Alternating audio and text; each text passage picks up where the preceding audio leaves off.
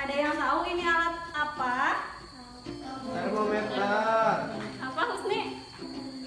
Termometer. Ya, betul. Termometer ini digunakan untuk mengukur suhu. Iya, betul ya. Termometer ini alat untuk mengukur suhu. Kemudian, Ibu mau nanya, ketika termometer ini dipanaskan, kenapa cairan yang ada di dalamnya bergerak naik?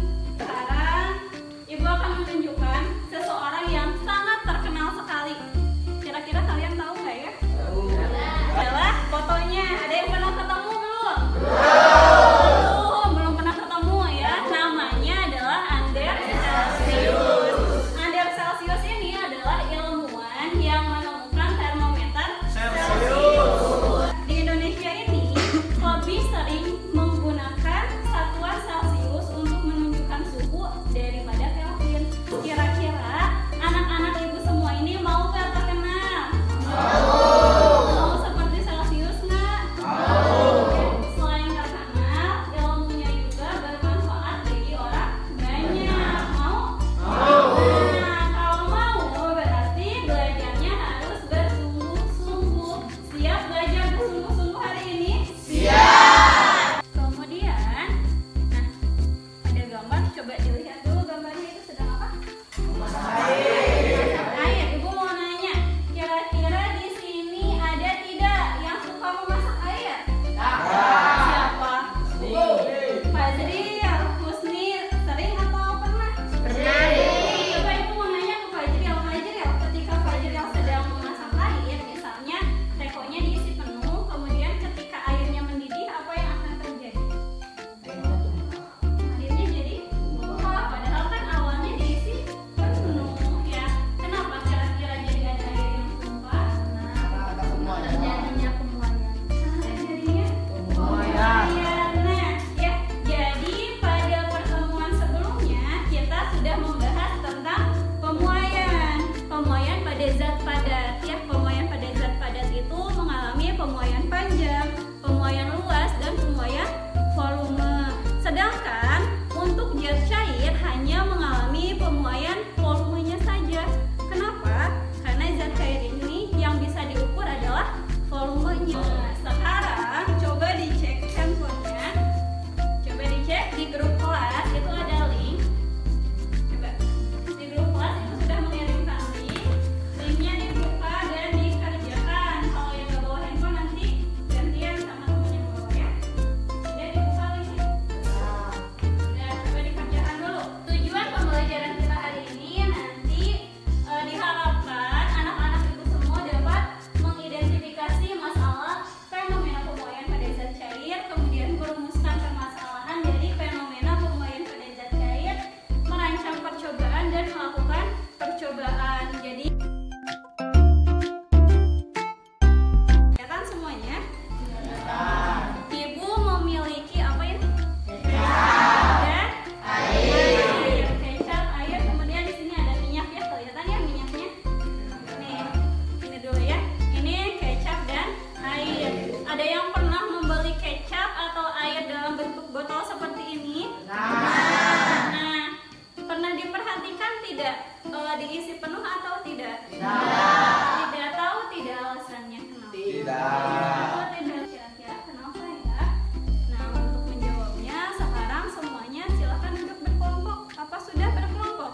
Sudah. Kelompok ini Ibu bagikan juga ada bahan ajar dan LKPD-nya.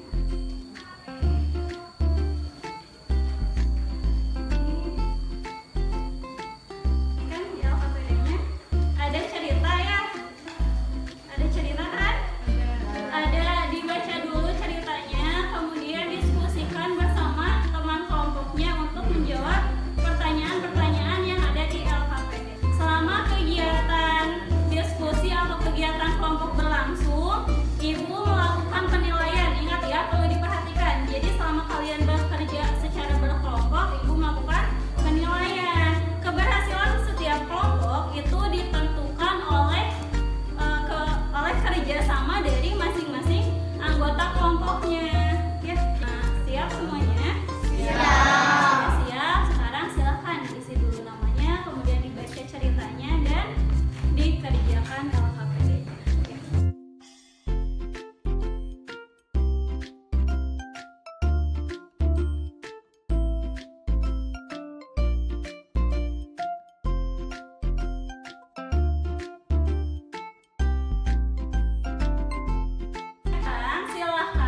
rencanakan penyelidikan yang dapat menjawab pertanyaan-pertanyaan yang diajukan tadi.